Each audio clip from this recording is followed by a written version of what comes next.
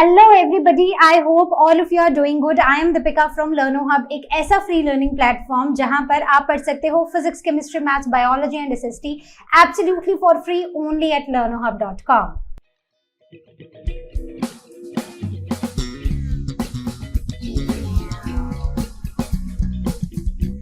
तो आज हम शुरू करने जा रहे हैं आईसीएसई क्लास 9 हिस्ट्री का नेक्स्ट चैप्टर, और चैप्टर का नाम है द संगम एज।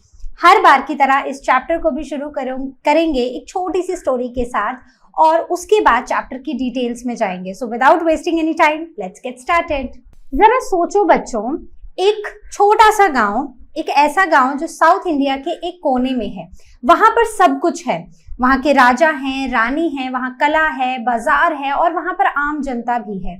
और समय आज से कुछ 2000 साल पहले। हाँ, तो ये स्टोरी जो हम आज डिस्कस करने वाले हैं वो आज से 2000 साल पहले की है, और इस गांव का नाम है तमिलिकम। इस गांव में लोग सुबह उठकर खेतों में जाते हैं, कोई हल चला रहा है, कोई बैठकर कपड़े बुन रहा है, बच्चे आसपास खेल रहे हैं, और एक कोने पर एक महान इंसान, एक महान कवि बैठा है और जो कुछ दोहे लिख रहा है। कौन है ये कोई आम पोएट नहीं, ये एक बहुत ही महान पोएट हैं जिनका नाम है थिरुवल्लुवर। ये वही हैं जिन्होंने तिरुकुलार लिखा है, जिसमें 1330 दोहों का खजाना है। तो ये एक छोटा सा दोहा लिख रहे हैं, सच्चाई और ईमानदारी का महत्व। दूसरे कोने में एक राजा अपने दरबार में बैठा है और नाम है करिकला चोला। वो अपने सैनिकों से ये बोल रहे हैं कि मदुरई और पुहड़ से ट्रेड बढ़ाओ, और हमारे मसाले और हमारे मोती रोम तक जाने चाहिए। हाँ बच्चों, संगम एज के लोग ट्रेड करते थे, वो भी रोम के साथ। तो यहाँ पर अगर आप देखो तो रोम को वो देते थे मसाले, मोती, और उनके बदले में सोना, चांदी और सिक्के लेते थे। आगे आप एक शहर देख रहे हो, जिस शहर में मेला लगा है। मेले में लोग नाच गाना कर रहे हैं, और कुछ लोग सिलिकापुदिकुरम की कहानी सुन रहे हैं, कनगी की कहानी, जिसके पति कोवलन को बिना किसी वजह से, उसकी बिना गलती की वजह से उसे सजा मिल गई थी, और इसी गुस्से में आकर कनगी ने पूरे शहर में आग लगा दी थी। तो बच्चों, अब सोचो कि ये कोई कहानी नहीं है, ये हकीकत है। ये उस समय की बात है जब संगम एज हुआ करती थी, और संगम एज की हिस्ट्री है ये, जो कि सारी बातें सच हैं। इस समय पर एक जमाना था जहां पर लिटरेचर, आर्ट, ट्रेड और कल्चर सब कुछ हुआ करता था। लोग पढ़ते लिखते भी थे और व्यापार भी किया करते थे। तो चलो अब इस कहानी के अंदर डीप डाइव करते हैं, हर एक डिटेल को समझते हैं, और उस महान एक एज के बारे में जानते हैं जहां पर किंग्स थे, क्वींस थे, पोइट्स थे, सोसाइटीज थी, और जहां के बाजार भी बहुत अमेजिंग थे। तो चलो शुरू करते हैं आज के चैप्टर द संगम एज के साथ। संगम का मतलब होता है असेंबली या फिर ग्रुप। तो ये वो समय था जहां पर there were the group of poets, there were the group of scholars, और इन सब की लिखी हुई बातों से हमें पता चलता है कि उस समय लोग क्या करते थे। तो इसे गोल्डन एज ऑफ तमिल्स भी कहा जाता है, क्योंकि इस समय पर जो तमिलियंस थे ना, वो काफी प्रॉस्परस थे। क्यों होंगे प्रॉस्परस? सोचो, चैप्टर के एंड में बताना मुझे। तो ये वो टाइम पीरियड था जो 3rd सेंचुरी BCE से लेकर 3rd सेंचुरी CE तक एग्जिस्ट किया, और इस समय पर तमिल्स का कल्चर, उनकी पोइट्री, उनके किंग्स, उनका आर्ट, उनका ट्रेड, सब कुछ एकदम पीक पर था। बहुत अच्छे से हर चीज में, हर कला में, हर ट्रेड में वो माहिर थे। और यहाँ पर जो लिटरेचर है इतना जबरदस्त लिखा गया है, जिससे हमें उनकी सोसाइटी, वो क्या सोचते थे, कैसे रहते थे, कैसे ट्रेड करते थे, हर चीज के बारे में हमें पता चलती है। इवन उस समय की लव स्टोरीज, उनकी फाइट्स, उनकी शॉपिंग, उनका फूड, हर कुछ हमें उसी लिटरेचर से मिला है।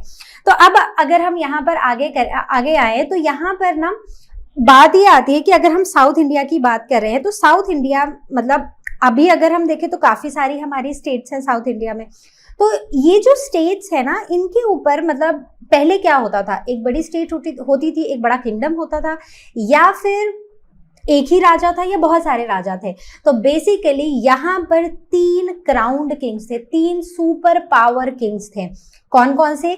चेरास, चोलास एंड पांड्यास। तो ये सारे जो है ना, ये अपने आप में बहुत ही पावरफुल थे और इन तीनों को एक साथ मूवेंदर्स बुलाया जाता है, जिसका मतलब होता है द 3 क्राउन किंग्स। ठीक है, तो साउथ इंडिया के जो लोग थे ना, वो मतलब ये जो 3 किंग्स थे, ये अपने अपने रीजन में रूल करते थे, अपने आसपास। सबके पास एक होता था समुद्र, जो कोस्टल रीजन है, तो एक कोस्टल रीजन होता था उनके पास और एक लैंड वाला रीजन होता था। तो तीनों किंग्स के पास, जब मैं आपको मैप दिखाऊंगी तो आप मैप में देखोगे कि जो हमारा नीचे वाला जो ट्रायंगल है ना, उस ट्रायंगल में आप देखोगे कि कहाँ कहाँ पर ये थे। तो सबके पास अपना एक कोस्ट था और अपना एक लैंड एरिया था। And let me tell you, जैसे कि हमने अपने इनिशियली इंट्रोडक्शन में भी डिस्कस किया था कि ये लोग बहुत ही स्मार्ट थे, मतलब हमसे भी ज्यादा स्मार्ट थे। और इन्होंने यहाँ पर ट्रेड इवन रोमन्स के साथ भी यहाँ पर ट्रेड किया था। तो आई होप इतना सा आपको समझ आया है। आगे बढ़ते हैं। तो अगर हम देखें तो जितने भी अभी तक हमने कोई सभ्यता, कोई किसी एज के बारे में डिस्कस किया है, वैदिक पीरियड के बारे में डिस्कस किया है, सब जगह ना हम ये जरूर डिस्कस करते हैं कि हमें कैसे पता कि संगम एज में ऐसा हुआ करता था, या हमें कैसे पता कि वैदिक एज में ऐसा हुआ करता था, या हमें क्या पता कि हड़प्पन लोग कैसे थे और वो क्या करते थे, राइट। तो ये जो सारी की सारी चीजें हैं ना, ये बेसिकली हमारे पास कुछ सोर्सेज हैं जिनसे हमने ये पता लगाया है। यहाँ पर भी हमारे पास 2 सोर्सेज हैं, एक है लिटरेरी सोर्सेज और दूसरे हैं आर्कियोलॉजिकल सोर्सेज। मतलब लिटरेरी सोर्सेज कि उन्होंने कुछ कुछ तो लिखा है। क्या क्या लिखा है? तिरुकुलर लिखा है, संगम की कुछ पोएम्स हैं, मतलब वहाँ के जो पोएट स्कॉलर्स थे वो काफी मतलब जो पोएट्स थे वो काफी पोएम्स लिखते थे, उनसे हमें पता चला है। ग्रामर के टेक्स्ट से हमें पता चला है, और कुछ एपिक्स हैं जिन्हें काव्यास भी कहा जाता है। तो ये सारे नाम ना मैं आपको आगे बताऊंगी, ठीक है। तो बेसिकली इन सारी चीज ये है हमारे लिटरेरी सोर्सेज, जहां से हमें पता चला कि हाँ वो एज में लोग कैसे थे, सोसाइटीज कैसी थी और वो क्या करते थे। अब आते हैं आर्कियोलॉजिकल सोर्सेज पर। तो मतलब उन्होंने कुछ तो बनाया होगा और उनकी बनी हुई चीजें हमें मिली हैं, और उनकी बनी हुई चीजों से हमने ये पता लगाया है कि वो क्या करते थे, क्या बनाते थे। तो इसमें है मेगालिथ्स, हीरो स्टोन्स। तो हीरो स्टोन्स एक्चुअली हीरोज को ही डेडिकेटेड थे, और कुछ इंस्क्रिप्शंस। तो अब हम बात करने वाले हैं लिटरेरी सोर्सेज की। तो जैसे हम डिस्कस कर रहे थे कि अगर हमें किसी भी एंशिएंट पीरियड के बारे में जानना है तो उसके बारे में बताने वाले हमें बेस्ट जो चीजें होती हैं ना, वो होते हैं उनके टेक्स्ट्स, उनकी किताबें, उनकी बुक्स, ठीक है। तो यहाँ पर भी हमारी जो एक बहुत ही मेन किताब है संगम एज की, वो है तिरुकुलर। तिरुकुलर मतलब एक ऐसी बुक जिसे थिरुवल्लुवर, जो कि एक तमिल पोएट थे जिनकी फोटो मैंने यहाँ पर भी लगाई है, उन्होंने लिखी है। और ये माना जाता है कि ये 2nd to 6th century CE में ये लिखी गई थी। इसमें 1330 तमिल कपलेट्स थे। तो बेसिकली इन्होंने ना कपलेट्स, कपल क्या होते हैं? 2 लोग होते हैं। तो कपल जो कपलेट्स का यहाँ पर मतलब है कि यहाँ पर इन्होंने ना 2 लाइन्स की पोएम्स लिखी थी, और जिनको 3 मेन सेक्शंस में डिवाइड किया था, और इनमें टोटल 133 चैप्टर्स हैं। तो कितने कपलेट्स लिखे थे? अराउंड 1330 मतलब कपलेट्स लिखे हैं, 3 मेन सेक्शंस में डिवाइडेड हैं, और चैप्टर्स कितने हैं? टोटल 133।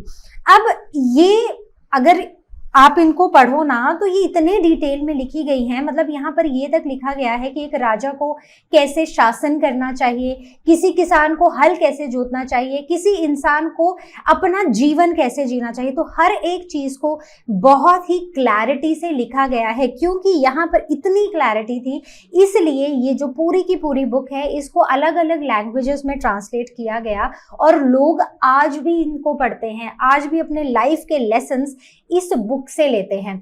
तो यहाँ पर अगर मैं एक और चीज आपको ऐड ऑन करना चाहूंगी, वो है कि जो 3 मेन सेक्शंस हैं, तो तिरुकुलर के ना 3 मेन पार्ट्स थे, जिन्हें हम बोला जाता है आरम, राइट, पोरुल एंड इम्बम, ठीक है। तो आरम जो है वो किसी भी इंसान को मॉरल वैल्यूज और एथिक्स के बारे में बताता है कि कैसे कोई इंसान एक अच्छा इंसान बन सकता है। वहीं पर पोलर नहीं, पोरुल बताता है पॉलिटिक्स और इकोनॉमी के बारे में, और इबम बताता है लव और रिलेशनशिप्स के बारे में। सो सी, इट इज नॉट लाइक कि ये जो लव और रिलेशनशिप्स के मेंटोर्स हैं और गुरुज हैं वो आज एग्जिस्ट करते हैं, ये पहले से करते थे। If you have any doubt regarding how politics should happen, moral values क्या होने चाहिए, कैसे हम एक अच्छा इंसान बने, लव और रिलेशनशिप्स कैसे होने चाहिए, तो ये सारी चीजें ना हमें यहाँ से, इस बुक से हमें बहुत क्लैरिटी से हम समझ सकते हैं। ये तमिल में लिखी गई हैं लेकिन इनको हिंदी में भी कन्वर्ट किया है, तो आप इन उस समय की बुक्स से ये सिंपल तरीके से इस ज्ञान को आप ले सकते हो, तो ये इतनी हेल्पफुल है। तो जैसे हम बात कर रहे हैं, तो जो तिरुकुलर है इसमें एथिक्स, गवर्नेंस, फार्मिंग और बहुत सारी ऐसी चीजों के बारे में लिखा है, and this has been widely translated and respected Tamil text, right. तो इसे बहुत ज़्यादा वाइडली ट्रांसलेट किया गया है क्योंकि ये इतनी हेल्पफुल, इतनी यूजफुल टेक्स्ट इस बुक में लोगों को मिले हैं। तो अब आते हैं संगम एज की पोएम्स पर। तो संगम एज जो थी ना, वहां पर तिरुकुलर तो था ही, तिरुकुलर जो एक पूरी बुक थी तिरुवल्लुवर जी की एक कंपाइलेशन थी, ठीक है, पूरी बुक है। लेकिन इसके सिवा भी ना संगम एज में बहुत सारी पोएम्स लिखी गई, और ये पोएम्स अप्रोक्सीमेटली 473 पोइट्स ने लिखी। इतने सारे पोइट्स, एग्जैक्टली इतने सारे पोइट्स। तो अब आप मुझसे पूछोगे कि कब लिखी गई, तो वही 3rd सेंचुरी BCE से 3rd सेंचुरी CE तक। तो इसे माना जाता है कि ऑलमोस्ट ये 1000 साल का ना पोएटिक ट्रेजर है ये। और यहाँ पर अगर हम देखें तो इन पोइम्स में क्या लिखा गया था, अब आप मुझसे यही सवाल पूछोगे कि पोइम्स हैं बट पोइम्स में क्या लिखा गया है। पोइम्स तो हम जैसे नॉर्मल पोइम्स पढ़ते हैं, ये कोई नॉर्मल पोइम्स नहीं थी। इन पोइम्स में, ये पोइम्स एक्चुअली पूरी लाइफ से इंस्पायर्ड थी, और इनमें रियल लाइफ की प्रॉब्लम्स, उनके फीलिंग्स और इवन रियल जॉयज के बारे में भी लिखा गया है। यहाँ पर love and relationships, kingship and bravery, दुख, लॉसेस, फिर फेस्टिवल्स, ट्रेडिशंस, और कैसे हम डे टू डे लाइफ अपनी व्यतीत कर सकते हैं, उस हर एक चीज के बारे में लिखा गया है। तो अगर हम इसको देखें तो ये तमिल जो थे ना, जो एंशिएंट तमिल से ऑलमोस्ट आज से 2000 साल पहले उनकी लाइफ कैसी थी, उसका असली जो स्नैपशॉट है ना, वो हमें इन पोएम्स और इन बेसिकली लिटरेरी टेक्स्ट से हमें मिलता है। यहाँ पर social life, economic life, culture value, सब कुछ, हर एक चीज के बारे में हमें बहुत अच्छे से पता चलता है। तो अब हम आते हैं ग्रामर टेक्स्ट के ऊपर। तो ग्रामर टेक्स्ट, अब उस समय भी ना ग्रामर टेक्स्ट एग्जिस्ट करते थे, मतलब ऐसा नहीं है कि जो ग्रामर था उसके बारे में वहां पर कोई इंफॉर्मेशन नहीं थी। बहुत ही एक ग्रामर बुक थी, बहुत पुरानी है तमिलियंस की, जिसे तुल्कापियम बुलाया जाता है। तो ये जो तुल्कापियम है ना, ये ग्रामर में सिर्फ हमें, मतलब ग्रामर की अगर हम बात करें तो ग्रामर में क्या बता रहा है कि सेंटेंसेस कैसे बनते हैं, शब्दों को हम कैसे बदलते हैं, बल्कि इसमें सोसाइटी के बारे में भी बहुत कुछ लिखा गया था। जैसे कि तुल्कापियम में लिखा गया था कि किस प्रकार के जानवर, मतलब किस तरह के जानवर कहाँ पर मिलते हैं, कैसे जातियां कहाँ पर पाई जाती हैं, और कैसे पेड़ और पौधे होते हैं, कैसे हम उनको क्लासिफाई करते हैं। इवन यहाँ पर इंसान के इमोशंस के बारे में भी लिखा गया था।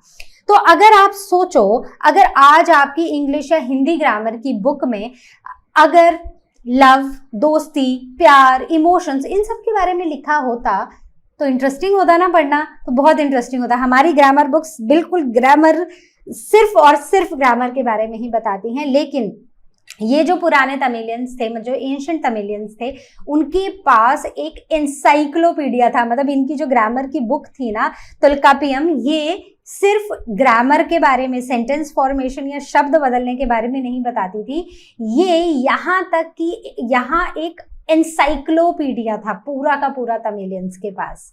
तो देखा हमारी जो हिस्ट्री है वो कितनी ज्यादा रिच है। तो बच्चों, अब हम बात करने वाले हैं संगम एज के सुपर फेमस एपिक पोएम्स की, जो कि है सिलापदिकारम और मनी मेगलाई। तो यहाँ पर अगर आप दोनों को ही देखो ना, तो ये कोई सिर्फ कहानियां नहीं है, ये पोएट्री, म्यूजिक और ड्रामा का ना एक फुल पावर पैक कॉम्बो है। और ये हमें तमिल लोगों की जिंदगी, उनके इमोशंस और उनके कल्चर के बारे में भी बताता है। अब सबसे पहले हम सिलापदिकारम की स्टोरी सुनते हैं। तो बेसिकली ना ये एक काफी ट्रैजिक लव स्टोरी है, इसे हम एंकलेट स्टोरी भी बोल सकते हैं या फिर ट्रैजिक लव स्टोरी भी बोल सकते हैं। तो हुआ ऐसा था कि ये एक ऐसी कहानी है जहां प्यार भी है, जहां दुख भी है, जहां गलत फैसला भी लिया गया और जहां पर बदला भी लिया गया। तो ये वो कहानी है जहां पर सिलापदिकारम के जो हीरो हैं, इस कहानी के जो हीरो हैं, उनका नाम है कोवलन। तो केरला में एक बीच है कोवलम, कोवलम नहीं है, इट इज कोवलन, ठीक है। तो कोवलन जो थे वो पुहर सिटी के मर्चेंट थे। वहीं पर उनकी हीरोइन थी कन्नगी, जो उनकी बहुत ही लॉयल वाइफ थी। अब होता ऐसा है कि कहानी में ट्विस्ट तब आता है जब जो कोवलन थे वो एक डांसर माधवी के प्यार में पड़ जाते हैं और वो कन्नगी को भूल जाते हैं। अब एक दिन वो निकलते हैं अपने घर से और वो कन्नगी की एक गोल्ड की एंकलेट ले जाते हैं और उसको बेचने निकल पड़ते हैं। अब लोगों को लगता है कि उसके पास तो वो एंकलेट हो नहीं सकती, तो उसने रानी की एंकलेट चुराई है। उस पर ये चार्ज लग जाता है, झूठा चार्ज। अब क्या होता है कि राजा बिना कोई सोचे समझे, कोई सोच विचार किए, वो उनका सर काट देता है कोवलन का। इससे जो उनकी वाइफ थी, जो उनकी लॉयल वाइफ थी कन्नगी, उनको बहुत दुख होता है, उनको बहुत गुस्सा भी आता है और फिर वो इस गुस्से में निकल पड़ती हैं और वो मदुरई सिटी को, पूरी सिटी को जला डालती हैं। अब क्या हुआ, अब यहाँ पर उनको जो कन्नगी थी, उनको एक गॉडेस के रूप में लोग पूजने लग जाते हैं। एंड नाउ यहाँ से शुरू होता है द कन्नगी कल्ट। तो मतलब कि उनको एक आइडियल वाइफ, सेक्रीफाइस और जस्टिस दोनों का सिंबल माना जाता है। She is an ideal, she said to be the ideal wife, जिन्होंने सेक्रीफाइस भी किया और जिन्होंने जस्टिस भी किया। तो उन्हें एक बहुत ही आइडियल वाइफ माना जाता है यहाँ पर। तो ये थी हमारी एक ट्रैजिक लव स्टोरी या फिर एक एंकलेट स्टोरी फ्रॉम सिलापदिकारम। अब हम आते हैं मनी मेगलाई की, जो कि एक बेटी की जर्नी है, एक डॉटर की जर्नी है। क्या है ये स्टोरी? तो मनी मेगलाई जो थी वो कोवलन और कन्नगी की डॉटर थी। अब वो ये सब बदला या फिर ये सब वायलेंस नहीं करना चाहती थी, इसलिए उन्होंने रास्ता चुना पीस का। तो उन्होंने किसी तरह का बदला किसी से नहीं लिया और वो बन गई एक बुद्धिस्ट नन और वो लोगों को धर्म का रास्ता दिखाने लग गई। तो ये जो दोनों ही स्टोरीज हैं या फिर ये जो पूरा एपिक्स, ये जो दोनों एपिक्स हैं, इससे हमें पता चलता है कि उस समय पर लोगों की जो फाइन आर्ट्स, लोगों की जो स्पिरिचुअल वैल्यूज हैं और जो उनका सोशल आइडियल्स हैं, वो काफी स्ट्रॉन्ग थे उस समय पर। तो अब अभी तक हमने बात की ग्रामर की, टेक्स्ट की, लिटरेरी सोर्सेज की। तो अब हम जाने वाले हैं ग्राउंड के नीचे, लिटरली ग्राउंड के नीचे जाने वाले हैं। यस, तो अब हम पढ़ने वाले हैं आर्कियोलॉजिकल सोर्सेज, जिसमें सबसे पहला सोर्स है मेगालिथ्स। सो मेगा, तो अगर हम इस वर्ड को ब्रेक करें तो मेगा और लिथ्स। सो मेगा का मतलब होता है बिग और लिथ्स का मतलब होता है स्टोन्स। तो बेसिकली हम यहाँ पर बड़े बड़े स्टोन्स की बात करने वाले हैं और ये कोई रैंडम स्टोन्स या रैंडम पत्थर नहीं थे, बल्कि ये कुछ बरियल ग्राउंड्स या बरियल साइट्स भी इन्हें कहा जाता है, जो कि एक सर्कुलर लेआउट में थे। तो होता क्या था कि जो तमिलनाडु के ये जो तीनों किंगडम्स थे, तीनों डायनेस्टीज थी, चेरास, चोलास और पांड्यास थे, इनके रीजन में ना कुछ स्टोन की ग्रेव्स मिली हैं, जहां पर लोग सर्कल शेप में मिट्टी के अंदर समाधि ले लेते थे। और इनके साथ साथ यहाँ पर कुछ इंस्क्रिप्शंस भी मिली हैं, जिन पे उस इंसान का नाम, कोई सिंबल या फिर कभी कभी कोई मैसेजेस भी लिखे हुए मिले हैं। तो ये है मेगालिथ्स, जो सबसे पहले आर्कियोलॉजिकल सोर्स माने जाते हैं ऑफ द संगम एज। तो the items that were found were pottery, spearhead, daggers and sicles, and they reveal the social custom, tools and the livelihood of the people during that time. तो ये हैं original photos of the megaliths and the megalithic iron tools जो उस समय मिले थे। अब हम बात करते हैं हीरो स्टोन्स या फिर नटुकाल्स के बारे में। तो ये ना काफी एक इमोशनल आर्कियोलॉजिकल सोर्स हमें संगम एज का मिला है, जहां पर कुछ स्टोन्स देखे गए हैं और उस स्टोन पर किसी हीरो के बारे में लिखा है। अब आप सोचो कि अगर कोई शहीद है, जो हमारे शहीद हैं, जो बॉर्डर पर या फिर जो हमारी सिटी में रहते हुए पुलिस है, आर्मी, एयरफोर्स, बीएसएफ, नेवी, अगर इनमें से अगर कोई अपनी जान दे दे अपने देश को बचाते हुए, अपने कल्चर को बचाते हुए, तो क्या करना चाहिए? तो उस समय पर, संगम एज के समय पर, उनके लिए कुछ स्टोन्स बनाए जाते थे जिन्हें हीरो स्टोन्स कहा जाता था, और इनके ऊपर उनका नाम, उनके परिवार का नाम, कहाँ पर उनकी जान गई और उनकी जो हीरोइक स्टोरी थी, इवन वो भी लिखी जाती थी। तो लोग कैसे अपनी जान गंवा देते थे, जैसे कि फॉरेस्ट लैंड को रिक्लेम करते हुए, जंगली जानवरों से लड़ते हुए, या फिर लोगों से अपने गांव को, अपने एरिया को बचाते हुए, अपने कल्चर को प्रिजर्व करते हुए मारे जाते थे। तो उन सब के लिए हीरो स्टोन्स बनाए जाते थे। तो ये जो पूरा टाइम था, ये था अराउंड 4th सेंचुरी BCE से 16th सेंचुरी CE तक, ये पूरा का पूरा समय चला, और यहाँ पर लोगों के जो ब्रेवरीज थी उनके बारे में लिखा गया ताकि वो लोग अमर हो जाएं। तो जैसे यहाँ पर लिखा है, so they highlighted the Tamil values of bravery, sacrifice and loyalty. So this was a very emotional archaeological source जो हमें मिला है। तो बच्चों, ये है एक हीरो स्टोन जो उस एज पर हमें मिला था। अब अभी तक हमने जो पढ़ा है वो हमने क्या क्या पढ़ा है? हमने पढ़ा है मेगालिथ्स के बारे में, हमने पढ़ा है शहीदों के लिए समर्पित हीरो स्टोन्स के बारे में। तो अब जो हम डिस्कस करने जा रहे हैं वो है हमारे इंस्क्रिप्शंस। मतलब एक तरह से अगर हम बोलें तो जो ऑफिशियली रिटन जो कुछ चीजें हैं उनके बारे में। तो होता क्या था कि इंस्क्रिप्शंस ना किसी पत्थर के ऊपर या तांबे के ऊपर लिखी जाती थी, आज से हजारों साल पहले। तो तमिल्स ने ना हजारों की संख्या में ऐसी इंस्क्रिप्शंस बनाई हैं, और ये सारी इंस्क्रिप्शंस हमें मिली भी हैं तमिल वाले रीजन में। तो यहाँ पर ना कुछ जो इंस्क्रिप्शंस हैं वो तो आम लोगों ने लिखी हैं, जैसे हमने हीरो स्टोन्स के बारे में पढ़ा। कुछ इंस्क्रिप्शंस जो हैं वो वहाँ के जो रूलर्स थे, चेरा, चोलास एंड पांड्यास, उन्होंने लिखी हैं। तो इन रूलर्स ने ना, जो ब्राह्मण सेंट्स थे, उनको जमीन दे दी, और इसका पूरा रिकॉर्ड जो था, अब किसको कहाँ कैसी क्या जमीन दी है, ये सारा ही रिकॉर्ड उन्होंने मंदिर के पत्थरों पर लिख दिया। तो ये एक तरह से रिकॉर्ड हो गया। वैसे ही बहुत सारे अब नॉर्थ से साउथ को ना काफी कल्चरल माइग्रेशन हुआ, जहां पर बहुत सारे ब्राह्मण नॉर्थ से साउथ की तरफ को मूव हो गए, और यहाँ पर जब ये ब्राह्मण कम्युनिटी मूव हुई तो इन सबको भी वहां के जो राजा थे उन्होंने इनको कुछ कुछ जमीन देना शुरू कर दी, और उन सब के जो भी मतलब लैंड ग्रांट हुई थी उन सब के बारे में उन्होंने इंस्क्रिप्शंस करना शुरू कर दी, स्टोन पे या फिर तांबे के ऊपर करना शुरू कर दी। इवन जो पल्लवास के किंग्स थे उन्होंने भी ये लैंड ग्रांट की और ये रिकॉर्ड मेंटेन करके रखा। तो ये जो सभी इंस्क्रिप्शंस हैं ये तमिल लोगों के बारे में हमें बताती हैं कि उनका जीवन कैसा था, उनकी राजनीति कैसी थी, उनका धर्म कैसा था, और उनकी सोशल वैल्यूज कैसी थी।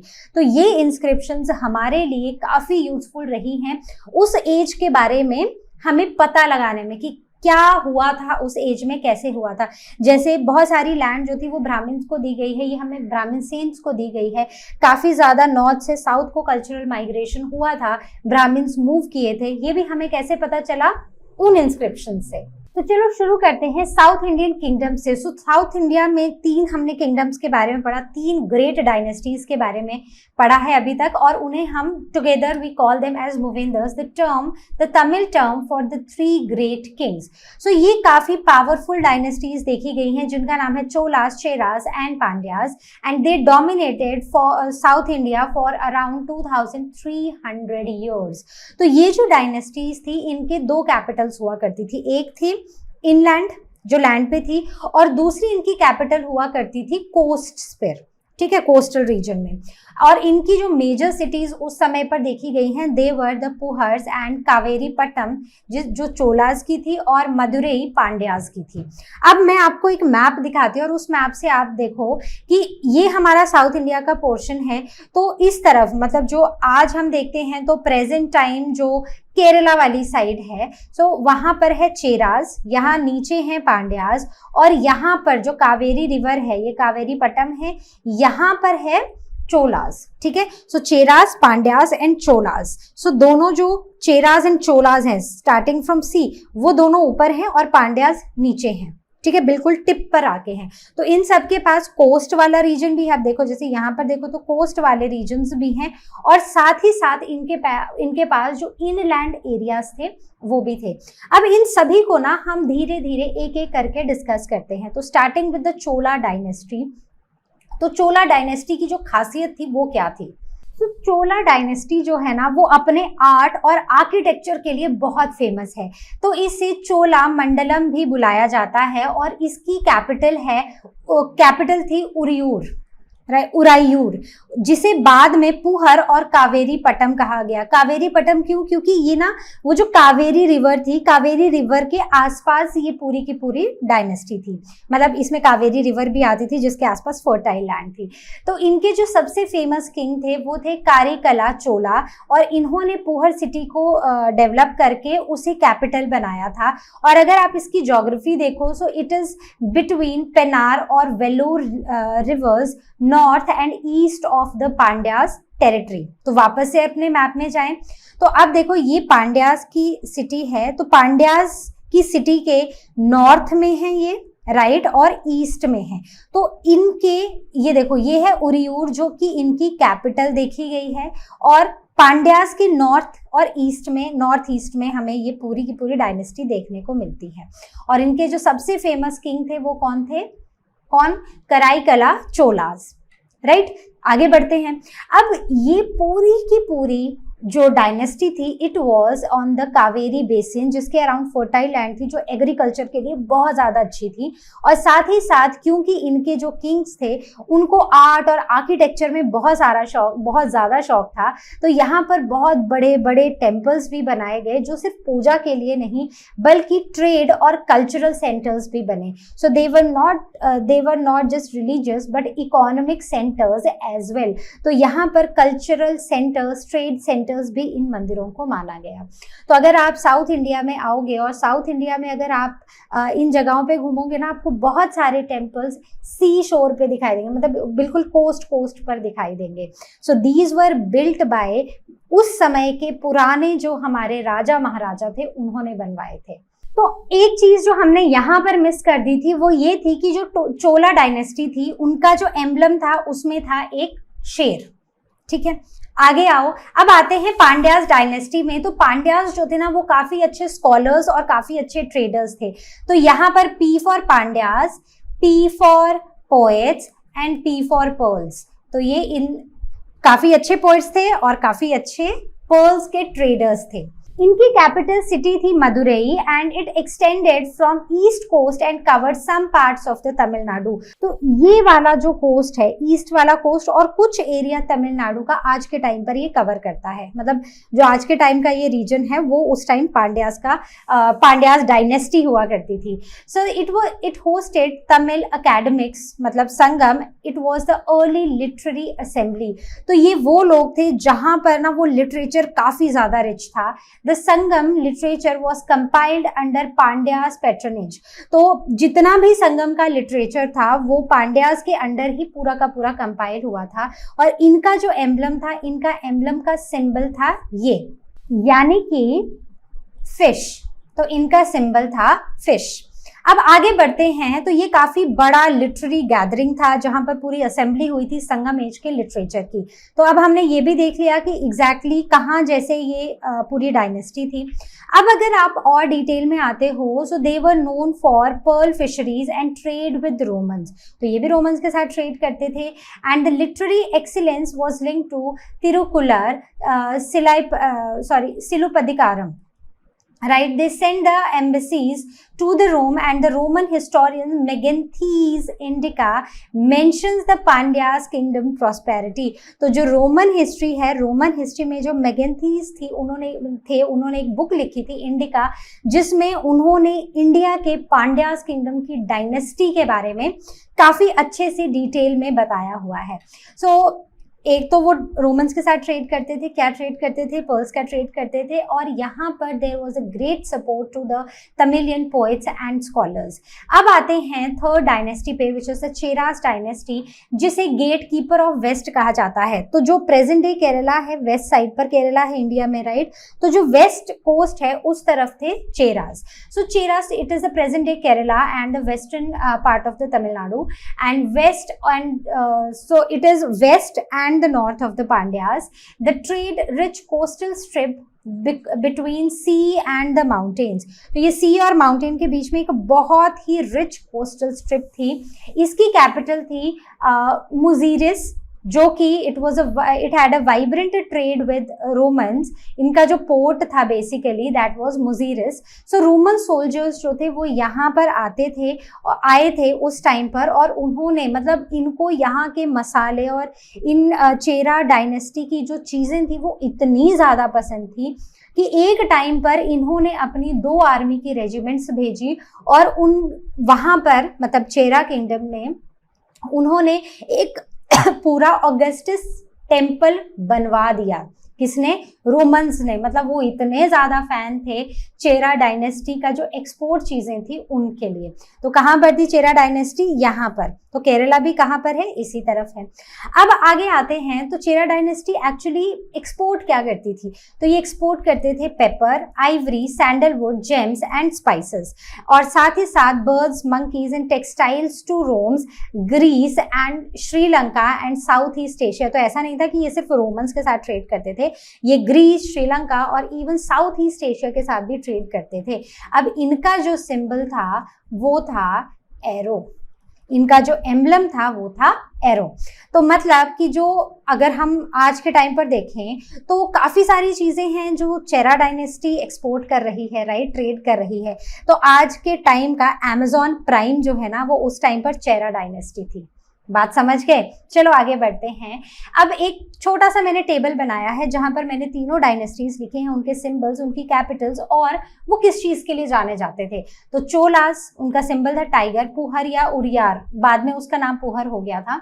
तो उरायूर जो था वो उनकी कैपिटल थी।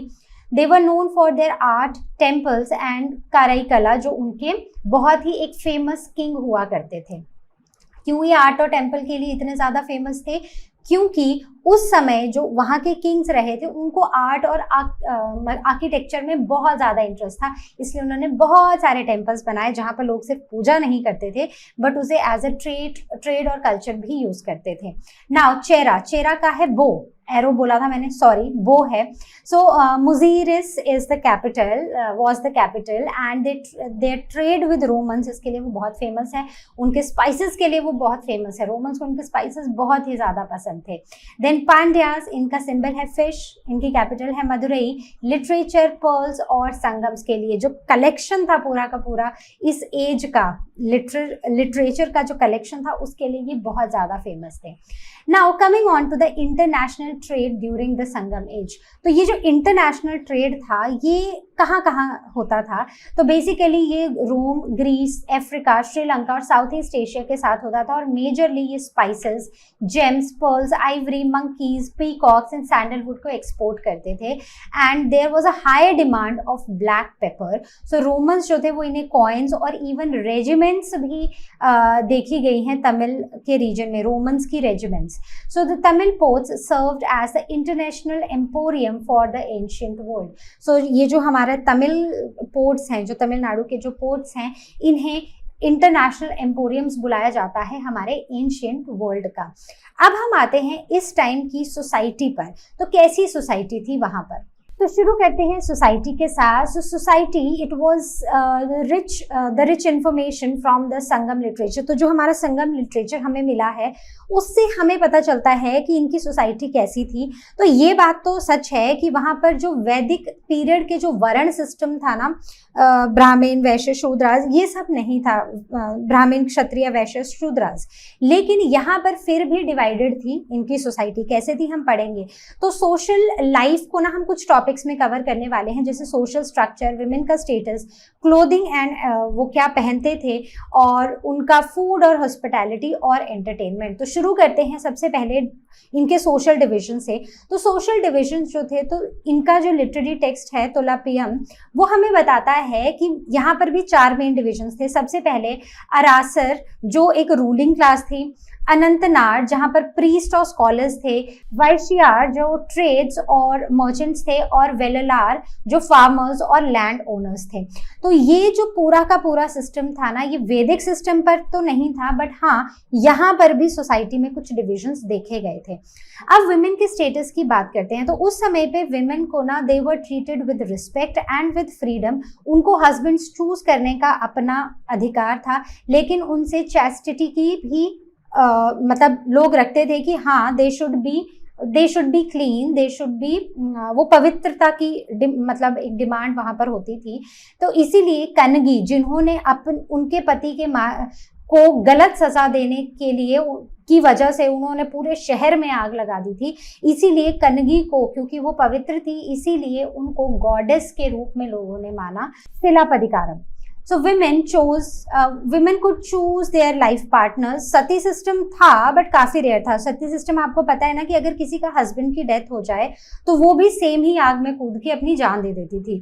था बट कम था, और कभी कभी जो रिच और रॉयल फैमिलीज हैं उनमें ये प्रैक्टिस किया जाता था। लेकिन प्रॉब्लम ये भी थी कि थोड़ा फ्रीडम तो था, थोड़ी रिस्पेक्ट थी, लेकिन यहाँ पर रीमैरिज और इनहेरिटेंस के राइट्स जो थे वो विडोज को अलाउड नहीं थे। अब अगर हम इनके ड्रेस और ऑर्नामेंट्स की बात करें, तो जो रिच लोग थे वो सिल्क और फाइन कॉटन पहनते थे, मिडिल क्लास कुछ कोर्स कॉटन के कपड़े पहनते थे, और hair styles were style with jasmine and flower garlands, और परफ्यूम्स दोनों मेन एंड विमेन यूज करते थे, made of sandal and flowers were used। both men and women they used to get ready nicely। तो यहाँ पर भी दोनों को ही अच्छे से तैयार होने का शौक था। अब आते हैं हम फूड और हॉस्पिटैलिटी पे। तो अब अगर हम इनके फूड और हॉस्पिटैलिटी की बात करें, तो इनका जो स्टेपल फूड था वो हुआ करता था राइस। तो जो रिच लोग थे ना, वो बिल्कुल ऐसे शाही खाना खाते थे, रोज जैसे दावत चल रही हो वैसे खाना होता था, और जो पुअर लोग थे वो सिंपल खाना खाते थे। बीटल्स जो थे, betel leaves were offered to the guest. जो पान का पत्ता था ना, वो गेस्ट को जरूर ऑफर किया जाता था। तो हॉस्पिटैलिटी में ही बहुत अच्छे थे। और इनकी जो कॉमन डिशेस थी वो था अप्पम, जो राइस से बनी होती है, आपने सुना होगा। जो हमारे बच्चे साउथ के हैं उनको तो पता ही है कि अप्पम क्या होता है। So rice soaked in milk, तो ऐसे राइस होता है। So porridge and the flesh of tortoise, yes flesh of tortoise, मतलब जो टॉर्टोइज का फ्लैश था वो भी लोग खाते थे, काफी रेयर होता था, काफी स्पेशल ओकेजन्स में मिलता था, और मेनली रिच लोगों के पास ये अवेलेबल होता था। तो हॉस्पिटैलिटी जो थी ना, वो एक स्पेशल वर्च्यू थी, काफी लोग हॉस्पिटैलिटी को काफी वैल्यू करते थे। Then coming on to the entertainment and the village life. तो एंटरटेनमेंट, अब म्यूजिक, डांस, ये सब पॉपुलर पास टाइम्स थे। Cock fight, goat fight villages में काफी कॉमन थे। गैम्बलिंग और रेसलिंग भी लोग प्रैक्टिस करते थे, और इवन आर्टिस्टिक और फिजिकल परफॉर्मेंस भी अप्रिशिएट की जाती थी by all the classes. Now coming on to the next which is the economic life. अब इनकी इकोनॉमी कैसी थी? अब जैसे हमने देखा था कि ट्रेड तो ये बहुत अच्छा करते थे, तो इनकी इकोनॉमी एग्रीकल्चर के ऊपर, इंडस्ट्रीज, क्राफ्ट्स और ट्रेड, लोकल और इंटरनेशनल दोनों के ऊपर डिपेंड करती थी। सो इकोनॉमी रिफ्लेक्टेड कि ये सेल्फ सफिशिएंट थे, रीजनल ट्रेड भी करते थे, और यहाँ पर अर्बन ग्रोथ्स भी देखी गई। अब ये सब क्या था? सबसे पहले हम यहाँ पर इनकी इकोनॉमिक लाइफ में एग्रीकल्चर की बात करेंगे। तो इनका जो मेन ऑक्यूपेशन था दैट वाज एग्रीकल्चर, और एग्रीकल्चर में जो इनकी प्राइमरी क्रॉप थी दैट वाज पैडी और राइस, और इसके सिवा millets, grams, sugarcane, jackfruit, pepper, turmeric, ये सब कुछ उगाते थे। और इनका जो इरिगेशन सिस्टम था वो या तो रिवर से पानी आता था, या टैंक्स से आता था, या वेल से आता था। और जो चेरा कंट्री थी, जो चेरा डायनेस्टी थी, it was renowned for the spice cultivation, जिसमें ये पेपर उगाते थे। इवन इनका जो टर्मरिक था वो भी काफी फेमस था, and they even use to produce jackfruit. तो ये इनके कुछ बहुत ही रिनाउंड प्रोड्यूसर्स थे। उसके बाद आते हैं इंडस्ट्रीज पर। कैसी इंडस्ट्रीज देखी गई थी उस समय पर? वीविंग और स्पिनिंग जो थी they were the major crafts, और इनकी सिटीज उरायूर और मदुरई जो थी वो टेक्सटाइल हब्स होती थी जहां पर कॉटन है उसके क्लॉथ्स बनाए जाते थे। So fine cotton and silk clothes were preferred, और इन्हें ये जो काफी फाइन कॉटन और सिल्क क्लॉथ्स होते थे इन्हें कलिंगम बुलाया जाता था। जो क्राफ्ट्समैन थे वो कारपेंटर्स भी थे, ब्लैक स्मिथ्स भी थे, गोल्ड स्मिथ्स भी थे और इवन पॉटर्स भी थे। तो हर तरह की इंडस्ट्रीज यहाँ पर थी। फिशिंग और hunting also remained important occupation during this time. आगे बढ़ते हैं, now talking about the trade and commerce. So early Sangam age में ना बार्टर सिस्टम था कि तुम कुछ दो हम कुछ लेंगे, लेकिन जैसे जैसे कुरंजी के लोग थे वो हनी ट्रेड करते थे विद नडियाल पीपल जो उन्हें फिश और सॉल्ट देते थे, ठीक है, तो हनी दे रहे हैं वहां से वो फिश और सॉल्ट ले रहे हैं। वहीं पर लेटर इट वाज सीन कि यहाँ पर कॉइन्स का यूज होने लगा, रैपिड ट्रेड एक्सपेंशन होने लगा, लोकल मार्केट्स भी बनने लगी। तो डे मार्केट को नलंगादी बुलाते थे और इवनिंग को अलंगादी बुलाया करते थे। अब ऐसे ट्रेड बढ़ता गया और ट्रेड जो था, जो पोर्ट्स थे उन्होंने भी ट्रेड को बूस्ट किया, इंटरनेशनल ट्रेड को, जैसे कि सिलायूर जो पांड्या किंगडम में था और बैंडर जो कि चेरा किंगडम में था। तो इन पोर्ट्स से भी ट्रेड बहुत ज्यादा बूस्ट हुआ। अब बात करते हैं, trade with Rome brought the large quantities of gold and the silver coins. और ये जो की वेस्ट कोस्ट था, जो हमारे चेरा किंगडम जो प्रेजेंट डे केरला है उस तरफ का जो कोस्ट था, वहां पर नौआर, कैननकोर, तिंडीज, पोनानी, मुजीरिस दैट इज क्रेनेग्नोर, और ये मुजीरिस जो था ना ये बहुत ही एक important, the most important port कहा जाता है ऑफ द वेस्ट कोस्ट। तो ये जो पोर्ट्स थे they served as the gateway for the international trade. और यहाँ पर ट्रेड क्या होता था, जैसे हमने पहले भी डिस्कस किया है, spices, pearls, ivories, textiles, and they used to the export from Tamilakam to the Roman empire. और जो रोमन्स का इंटरेस्ट था इंडियन की लग्जरी गुड्स में, this led to the economic prosperity of the South Indian dynasties. तो I hope ये पूरी ही चीजें आपको समझ आई हैं। कहीं पर भी कोई डाउट हो तो आपको पता है कहाँ आना है, आस्क क्वेश्चन सेक्शन में क्वेश्चन पूछना है या फिर लर्नो हब स्वयं में क्लास को बुक करना है। So this was all from our today's session. I'll see you next time with the next video. Till then you all take care, and as you all know, Learno Hub मतलब free है पर best है।